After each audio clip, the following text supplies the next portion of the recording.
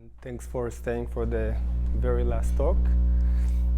So first of all, it's an introduction. So my name is Shay Moran, and maybe more important than being a mathematician is that I'm married to Caroline and Alon, and my son is Alon.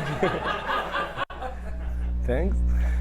And hi. And they are here because we go to a potluck after this talk at the nursery at the Crossroads. And yeah, we expect another daughter in January, so afterwards it may not work as much. And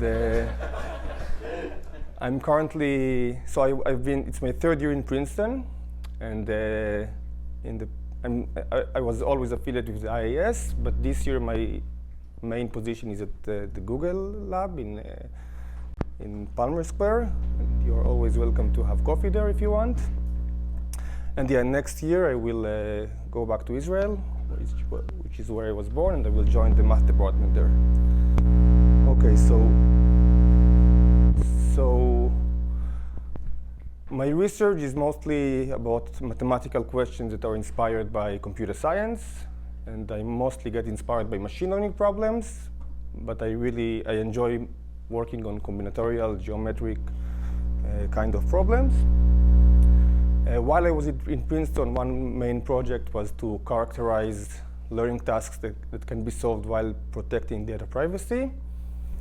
And we derived, or we are on the verge of deriving a very concise mathematical characterization. I will not talk about it today, but let me just mention that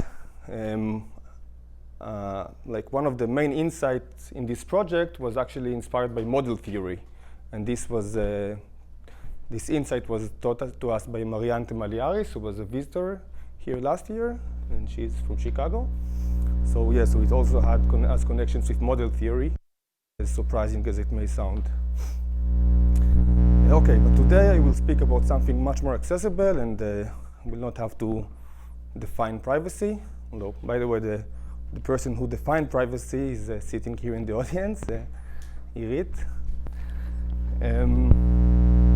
Okay. So yeah, I will talk about interactive learning from comparison queries. So yeah, this is a joint work with Daniel Kane, Shachar Lovet, and Jepeng Zhang from San Diego. So what is interactive learning? So in standard passive supervised learning, we are given labeled examples, and we need to learn an unknown function. So we have partial information about this function. We want to learn it.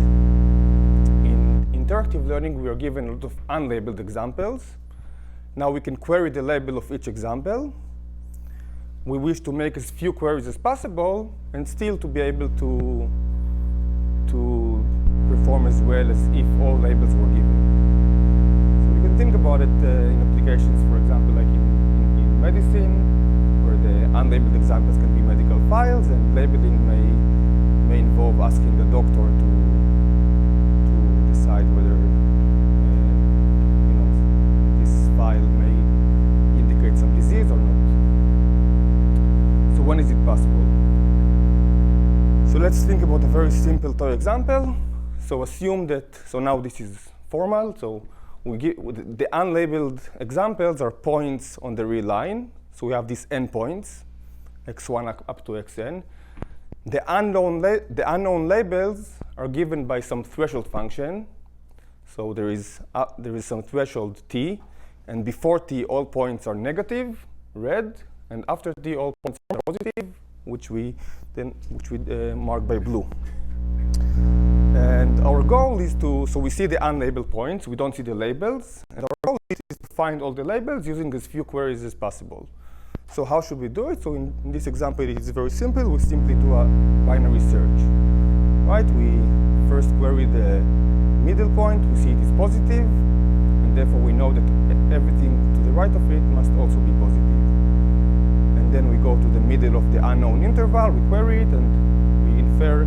So at each point, we infer half of the remaining unlabeled points. Okay, so this is very nice. Using just log n queries, we infer the labels of all n points. But unfortunately,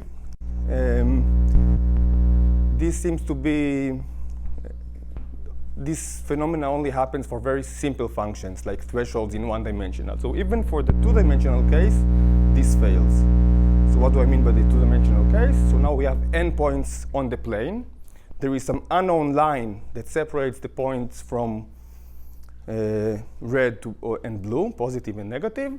And again, our goal is to query. We don't know the line, we just see the points, and we can query the label of each point, and we want to query as few points as possible and still to be able to infer the labels of all points. Now I claim that any algorithm must use basically all queries in the worst case. And to see why it is the case, consider that the points are in convex position, namely each point can be separated from the rest of the points by a line. Now an adversary, imagine an adversary that will always tell you red, red, red, red, red, red, red. And as long as you didn't consume all points, you can decide whether to pass this line here or here, to separate the remaining point or not. And therefore, you must ask all n queries in the worst case. OK, so this is all classical, very basic result in interactive learning. And most of the research in interactive learning was to assume some niceness properties of the data, and to see that these niceness properties that they enable to do much better. What we chose is a different approach. We chose to, and it is actually inspired by practical applications, to allow the algorithm to ask more queries. And in particular, we consider relative queries, comparison queries. So, and before I define formally, let me give you an example of what relative queries are in practice. So you can consider a recommendation system for restaurants that you may have on your smartphone. So a label query would be, did you enjoy going to McDonald's or not? And you would say yes or no. Or did you enjoy going to Gordon Ramsay Gordon restaurant? And you can say yes or no. And then a comparison query may be, which one did you like better? So you told me that you liked both of these restaurants. Which one did you like better? This is a comparison query. Here is another comparison query that is used in practice.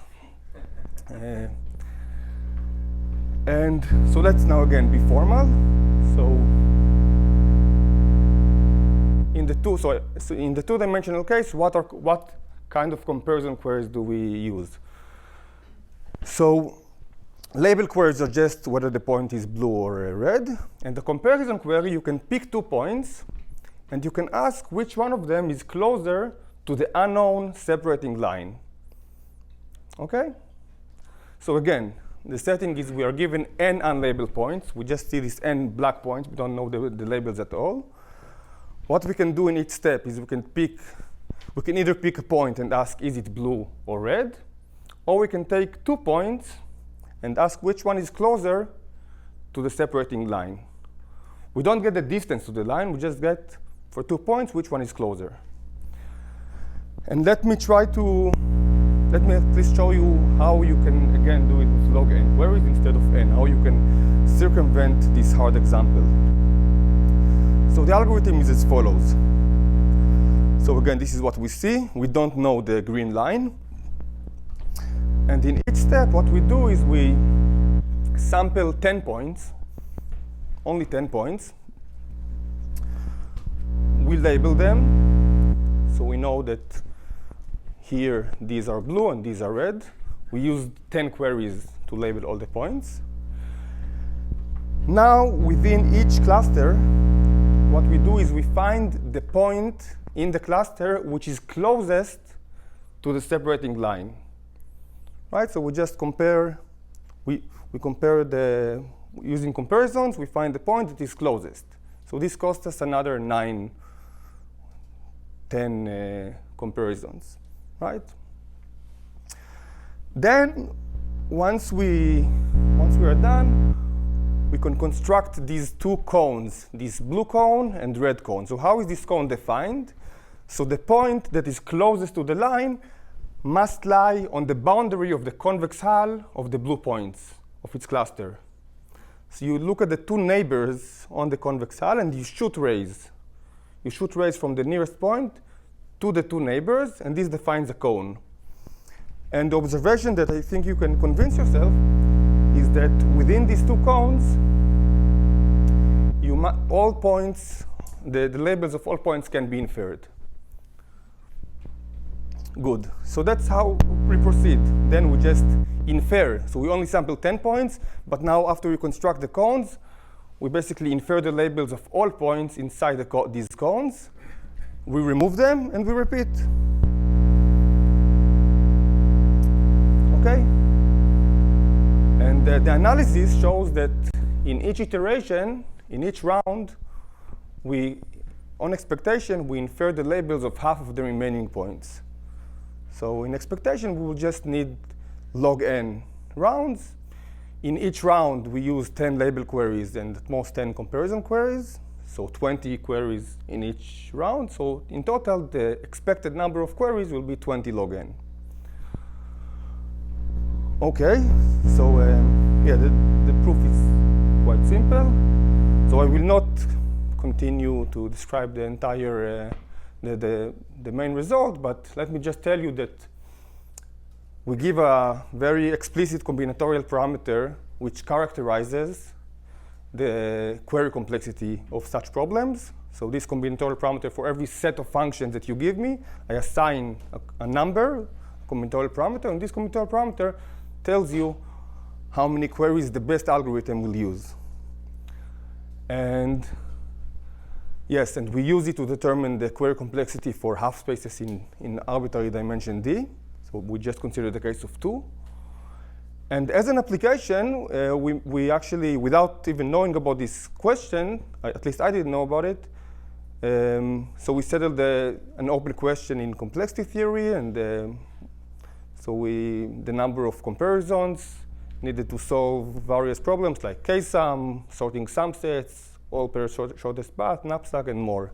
So this combinatorial parameter, once you define it, you can try to compute it for problems, and we did it, and this gives us the exact comparison complexity of various problems in computer science.